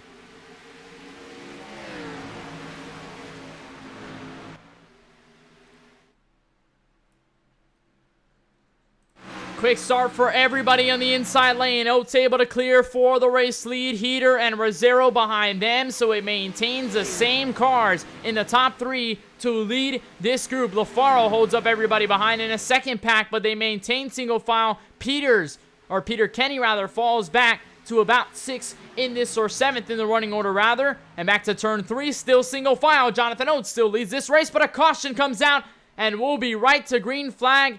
Green-white checkered territory as the 24 of Luke Breitschkoff goes around. Francisco Bacallao, I believe, also got a piece. And a couple others as well to the back of the field. Benjamin White with some damage as well.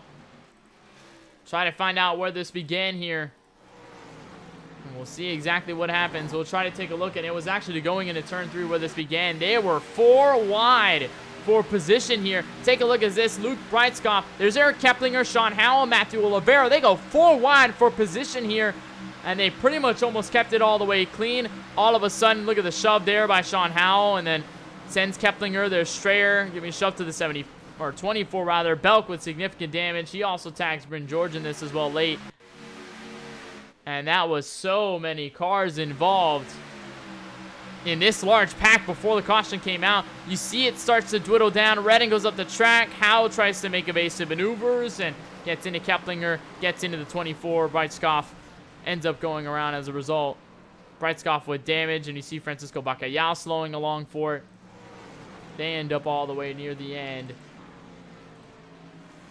And that ends up with a caution left, and nobody else is going to go down pit road. So we will again have a restart here. And we extend this race even further. Maybe by 1 or 2 laps. But nonetheless, out of Talladega, this is a very long stretch of distance to the end of the event. And it's going to be crucial here if you're going to want to keep position. That was a restart to remember, though, for the 73. But he might have hoped that that was the last one he sees.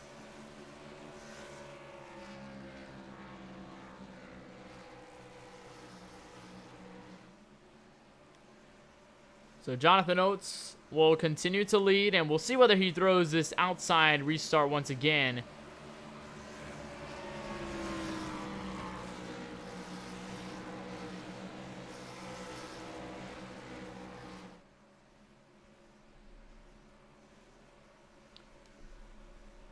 So we'll have another restart here. We'll probably make way. Nobody else going down pit road for the moment, but as for now, Jonathan Oates continues to lead this race. We'll restart again, pack him up with 2 laps to go from Talladega. You're watching the CRL Cup Series from the Talladega Superspeedway in the 3rd round of the playoffs. Don't go anywhere. We've got more on the KBueno Racing Network coming next.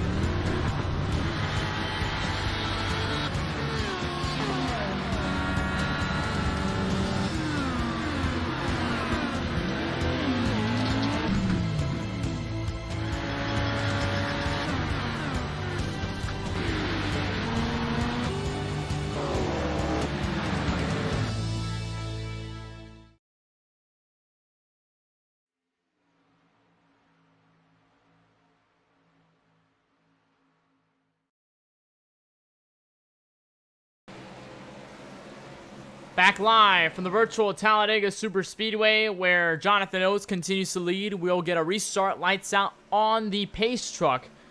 We'll be live with 2 laps to go to the end of this race, to the 3rd round of the CRL Cup Series playoffs.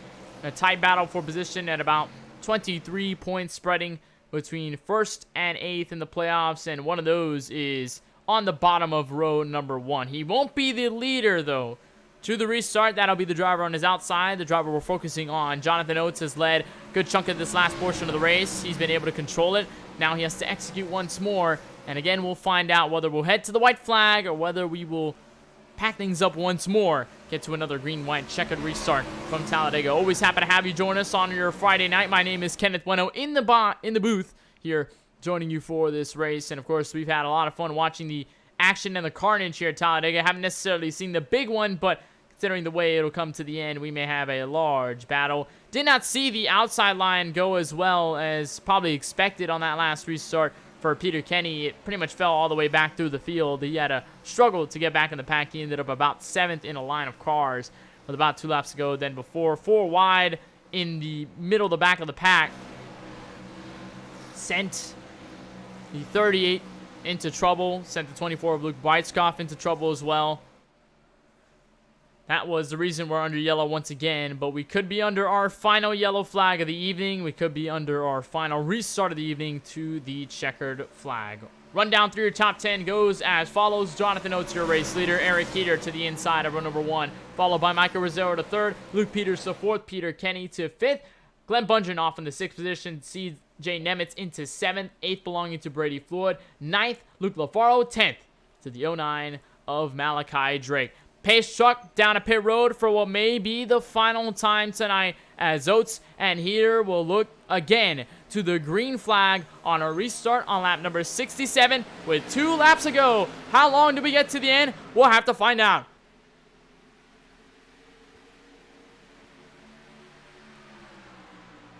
And for Oates, another solid start. He'll clear himself back ahead of Eric Heater for the race lead. Everything single file. No outside charge. Brady Floyd, the only one stuck up there, not able to find space to the white line or the yellow line all the way to the bottom. And out of turn 2, Jonathan Oates will have control. And a big shove by Eric Heater behind him.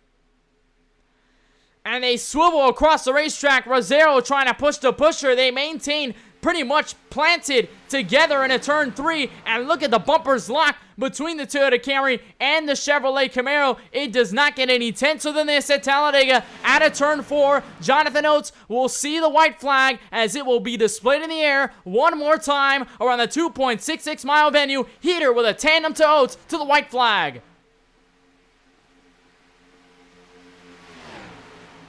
And if they're able to tandem, Heater can keep himself steady, and Rizzero may not have enough time to give himself a push as they're also distanced. They're also trying to catch up. That is Rizzero and Peters there, the 2 Ford Mustangs, trying to catch up to the tandem all the way to the head of this field. Heater with no remorse, pretty much pushing to the back bumper and not letting go. But does he make a mistake, and does he get an Oates to send him around to the end of this event? Final time to turn 3 and 4.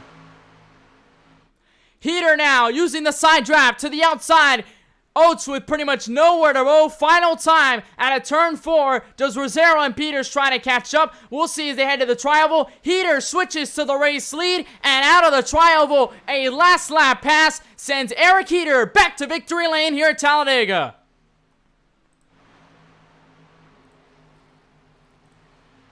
And a miraculous pass using the side draft. Big crash behind them.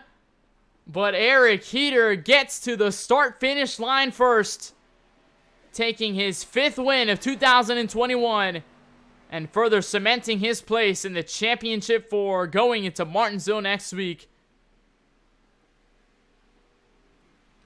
Unbelievable set of circumstances there on a final pass. Jonathan Oates comes home 2nd. Michael Rizzero, in a stagnant effort, comes home 3rd. Luke Peters, playoff driver, ends up 4th out of all of this. Glenn Bundren Jr. to the top 5 as well. But Eric Heater in the 10 machine, there's the celebratory push.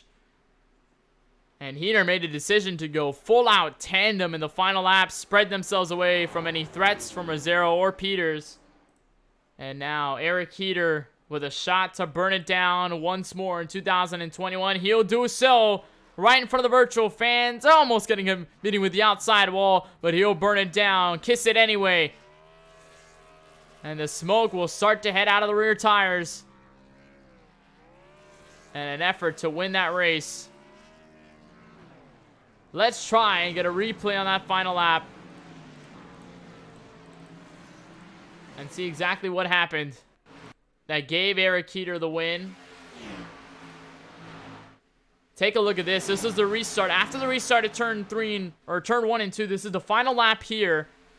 And you see Heater using the package to his advantage to pretty much give himself a tandem. And by then, Rizzero and Peters, they also got separated from the other pack of Bundren, Peter Kenny, CJ Nemitz. Everybody behind him also did not get a run to the end of this race. Watch this sling out and slingshot by Eric Heater. Side by side, gives himself distance, gives himself the extra miles per hour, slots right in front of Jonathan Oates, and in a matter of moments, Eric Heater wins from Talladega. A remarkable pass, 5th win of 2021 comes in the final laps. And for Heater, it's a moment of celebration, a moment of solace at one of the more chaotic tracks that we ever see in NASCAR oval racing as Heater continues to burn it down. And we'll take a moment to talk with the driver of that 10 machine. Give him a moment to express his celebratory efforts here. Eric Heater, your winner here tonight from the Talladega Super Speedway. We'll bring in your winner, the 10 machine. And Eric, I'm going into this race 2 points behind the points leader, Luke Lafaro. And you got to think this track probably isn't a place where playoff drivers maybe get comfortable at a track like Talladega. But for you, you got comfortable fairly quickly, and you make a last lap pass at the tri-oval coming out of turn 3 and 4 to grab the win over Jonathan Oates. Walk us through that final strategy, what you wanted to do, and how you executed that tonight. Yeah, I mean, all with my teammates there, it was just a really big struggle. All the strategies we planned out there just wouldn't work no matter what we tried. And just towards the end there, I was able to get the track position. And then I noticed that Jonathan was in here. I didn't even know he was in here for the first big part of that race there. And I noticed him. And on that restart, we just worked really, really well together. And we pulled out to a pretty big gap, bigger than anything that I had seen before this entire race. And it was just, 2-car tandem. It worked perfectly. So I noticed that, and I wanted to replicate it on the restarts. I wanted to ensure that at least one of us would get the win there. And I really needed that for the point standings, obviously, to, not be in danger of anything at Martinsville. And so I got in the chat with him, and we worked together just perfectly on that restart. And I was able to give him a huge shove. And we just pulled out to such a huge gap that no one could do anything by the time we got to the turn 3 there. And I just went for the move. I got to him, side drafted, and was able to clear. And he was able to just slide in behind me and get the draft back before they could swallow him up. And it just worked absolutely perfectly. Just everything, the timing, the restart, everything just went absolutely perfect. And to be honest, the plate races are definitely not my favorite. But this race definitely feels really, really good. Probably better than any of the other races this season to win, because the plate races, I just don't expect to do that well at them. I'm not a driver who's really necessarily suited to them, but I don't know, it just works so well, and I really, really, really have to thank Jonathan for that. It just worked perfectly for the both of us, and that's really going to help my playoff run. You talk about execution. That was a perfect execution to the end there. But Eric, you said there, out of any other win this season, this is the one that at least means the most to you for now, especially in the context of the championship. And this is 5 wins total on the season, the most out of any other driver in this field. And now you get to go from -2 from the points lead going into this race to probably plus some going into Martinsville next week to cap off the playoff round and go to the championship 4. What's going to be this mindset now that you have this win? And does this give you any more solace now that you're probably going to Martinsville knowing that there's going to be chaos, but that you're going to probably be comfortable going into the championship 4 with a shot at a championship? Well, the story of the season for me has been, getting two wins in a row. First, I got the 2 wins in a row with Michigan and Charlotte. Then I got the 2 in a row at Pocono and the other race there. So, I don't know. It's just hopefully I can replicate that, but maybe go ahead and get a 3rd at Atlanta there for the finale and just cap it off and get the championship done. That's what I'm hoping for, and hopefully I'll be able to do that. Certainly optimism there going into Atlanta in about 2 weeks' time. But out of Talladega, know you have a lot to celebrate. Know all smiles are there in the 10 camp. So we'll give you a shot to celebrate. But before we let you go, I know you thanked Jonathan Oates there, but is there anybody else you'd just like to thank? Any team sponsors or pretty much anyone else that made this win either sweeter, possible, or anything else in this entire season so far? Yeah, for sure. I really have to thank, all my teammates that showed up. I know I asked a lot of them to come in and help us out there to get the top working. And unfortunately, it didn't work out. But hopefully the win there makes it a little bit sweeter for everyone. I know it was a bit of a struggle that entire race. I know a lot of us weren't really happy with it. But I mean, this is definitely some consolation for them, I hope.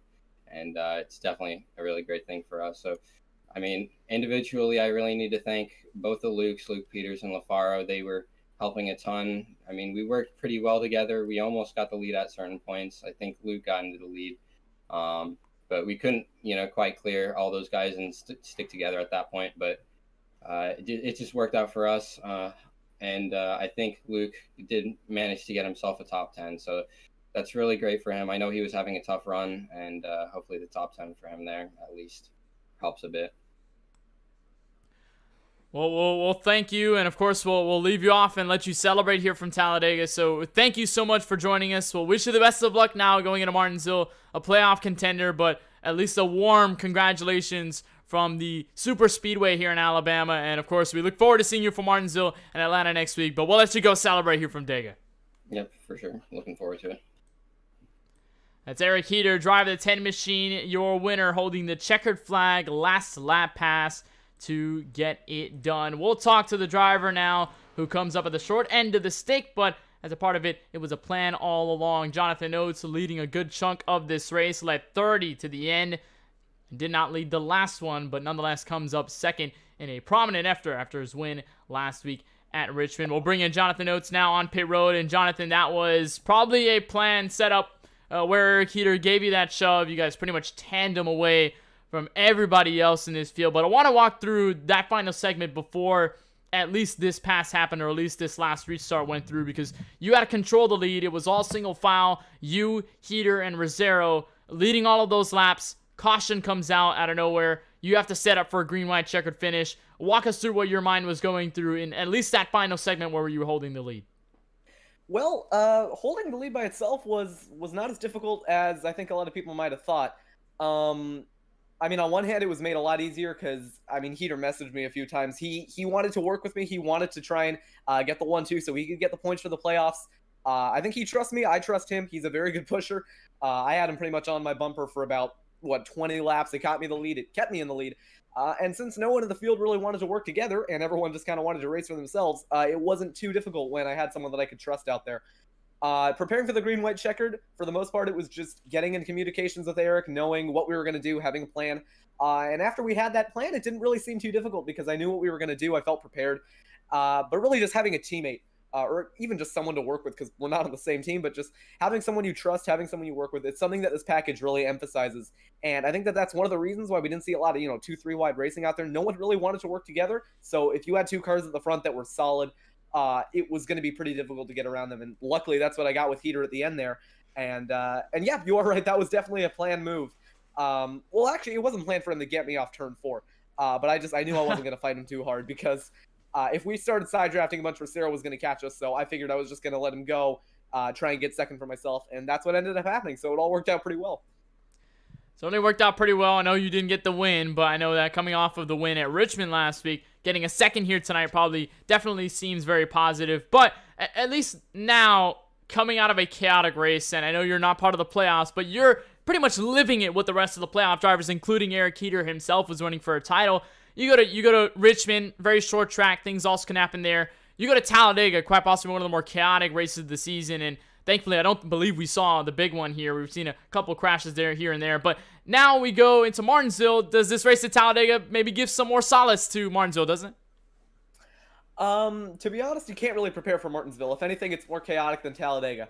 I'm glad to come off of a first place and a second place finish here at Richmond and Dega, but Martinsville is just such a different track. I'm excited for it. Short tracks are my specialty. I think it's where I'm best. Martinsville, it's always been really the weaker of the 3 short tracks, at least for me. But I'm excited to go out there, try and go for another win. I won the race in the Truck Series there last year, so the goal is to just go out there, get another win, and try and show what we got in these last 2 playoff races. I know we're not racing for a championship, but we come here to win. And if anything, it means that we can be a little bit more aggressive than everyone else because we don't really have too much to lose. We're not fighting for a cut line. We're not fighting for anything like that. We can just go out there and try and win. It's helpful to have good teammates and drivers to work together with. I think Martinsville is going to be a completely different ball game, but I'm very excited for it, and I think we're going to have a pretty good run there. Certainly a lot of optimism now coming out from the short track win, and maybe hopefully Martinsville could probably give us a more calmer race than a lot of people expect. But before we let you go, Jonathan, out of Talladega, is there anybody you'd just like to thank? Any teams, sponsors, or pretty much anybody else that makes it happen for you on the sim and in this league specifically? Well, I got to give a shout out to my actual teammates, CJ Nemitz and Luke Breitschoff. They didn't have the best race, but they were able to kind of bail me out a couple of times. I know that first cycle of green flag pit stops, I completely missed my box. Luke was very kind enough to wait up for me and let me get caught back up. It's unfortunate because they definitely didn't have the best of races. CJ got mired back pretty early on. Luke was running pretty good. I actually don't know what happened to him at the end, but both of those two, really strong drivers, really nice guys, great to hang out with. I'm glad to have them as my teammates. Got to give a huge shout out, by the way, to Eric Heater. Not my teammate officially, but we were able to work together really well during this race, and I honestly think that if he was out there racing for himself, I would not be in this position I was in now. I'm not sure if he would win, because working together is just so important with a package like this. We were able to get that done. I'm really thankful that he was able to be a good pusher, get me to the lead, and keep me there, and a very well-deserved victory for him. I'm very glad that if I didn't win, I'm glad it was him. You get the second place. Great finish, and now you head to Martinsville. We thank you so much for taking the time to join us, Jonathan, and of course, we congratulate you on your second place finish from Talladega, and hopefully we get to see you at Martinsville and Atlanta the final 2 weeks to cap off the season, and nonetheless, we wish you the best of luck. Thank you for joining us here tonight. Yeah, thank you guys for broadcasting. As Jonathan Oates coming home second at the start-finish line to Eric Heater. Fantastic move and a fantastic effort by both of these drivers in the top two to get there to the end. But we'll look at another driver who also made aggressive moves to the front and also showed himself in the spotlight. That is the 23 of Michael Rosero. We'll bring him in to the booth here alongside. And Michael, this race, I think after Richmond, and we talked about your performance there at the Roval as well. You go here at Talladega. Big shot to win here. You got Luke Peters in that group as well. Large group in terms of the way this package handles on iRacing. Give us your thoughts on what you think this race probably was going to be and how it ended up executing in the long run. Well, since despite the packets being bad, the race was kind of bad too, but we were still able to get third and just do our best to get Heater the win there, and yeah, able to settle it off P3. Certainly a P3 effort, and at that moment, it was you and Luke Peters to the end, while Eric Heater and Jonathan Oates ended up in sort of a tandem. But for most of this race, it seemed as though the cautions weren't flying as probably much as a lot of people think. Did you fall in sort of that same category where you were probably expecting a very big one, and the way your strategy was going on, especially working all the way to the top of the wall, was any indication of your expectations of how this race is going to go versus how it ended up being? Yeah, I wasn't really expecting there to be any wrecks. We had a good strategy going on until people just kept wrecking, and then it was basically every man for himself now. Well, nonetheless, you end up on the last step of the podium. You gain 10 spots from the start of the race after starting 13th. But before I let you go from Dega, Michael, is there anybody else you'd just like to thank? Any teams, sponsors, or anybody else that makes it happen for you here in the sim and in this league? I want to thank everyone on my team that showed up. We really needed them, especially at Super Speedways, and I want to thank you guys for broadcasting, obviously, and yeah, I think that's it. Well, we certainly appreciate it, Michael. Thank you for taking the time to join us. Congratulations on your third place finish from Talladega, and hopefully we look forward to seeing you in the final two races of the CRL Cup Series season from Martinsville next week and Atlanta, the championship race in 2 weeks' time. Yep, can wait. That's Michael Rosero, third place out of them all here from Talladega. But at the end, it was Eric Heater to grab his fifth win of the 2021 season in a last lap pass at this exact very spot. This winning move at the end to Jonathan Oates to win it all and to give him more points cushion here going into Talladega. Speaking of the points, we'll take just one more look at what this points toggle looks like at the moment as Luke Lafaro came into this race 2 points ahead of your race winner tonight, Eric Heater. That will surely change, and even more so it'll change between third, fourth, and all those guys tied for fifth. Luke Peters with that fourth place finish here tonight, he surely will end up maybe second or third on the tally of points. Luke Lafaro ending up falling into the top 10 in ninth, so it probably won't be a terrible night for him as well. He may end up third in the point standings after all this is said and done. For Strayer and Oliveira, ends up in 12th, for Strayer ends up in 14th, for Floyd ends up in 15th, so as for them, they may be more equalized, and as for Jesse Atkinson, he ends up pretty much in the, I believe, and some of the top positions throughout the top 20. He ends up in 24th, top 25, as a matter of fact, from Talladega. So we may end up seeing Jesse Atkinson still possibly with a chance to get into the championship 4, but it's going to more be an uphill battle going into the end of this race to the start of Martinsville next week. And speaking of Martinsville next week, we've mentioned it so many times, but we'll have our coverage, at least, well, we won't have our coverage of Martinsville next week, but we will have coverage of the championship race 2 weeks from now, May 7, 2021, Friday night, 7:25 p.m. Eastern, from the Atlanta Motor Speedway. We will decide a CRL Cup Series champion for Season 3, and I'll be on the coverage for that as well. But before that, next week we will have the Oscar Truck Series in 2 weeks' time. On May 6th, they head to the championship race on their end as well from the Bluegrass State and the Kentucky Speedway. Our coverage will begin at about 8:55 p.m. Eastern, and I'll be alongside Michael Goodman for that one. We'll conclude a Truck Champion on Thursday, conclude a Cup Champion on Friday. So that will be at least a Champions Week 2 weeks from now, at least on the KBueno Racing Network. But from all of us here, this will cap off our broadcast of the CRL Cup Series race number 13 from the Talladega Superspeedway, the third race of this season's playoffs. Congratulations to Eric Heater, 5-time winner in 2021. Last lap pass to the end, winning move to take the checkered flag at the end of it all. Got to give a big thanks to the administration team, everybody that makes it possible for this CRL Cup Series, including Zachary Thorne, Bryn George, Brady Floyd, and Casey Drake as the officials of this series. And from all of us at the KBueno Racing Network, for Charlie Baier and Francisco Bacallao, my name is Kenneth Bueno, saying good night and so long from Talladega. We'll reach to the paperclip, shorting things down in 2 weeks' time.